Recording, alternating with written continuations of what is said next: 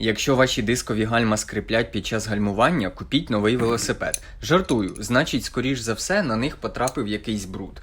Тож треба почистити колодки і сам диск. Колодки можна вийняти, не знімаючи супорт з велосипеда. Диск також можна протерти, не знімаючи його з колеса.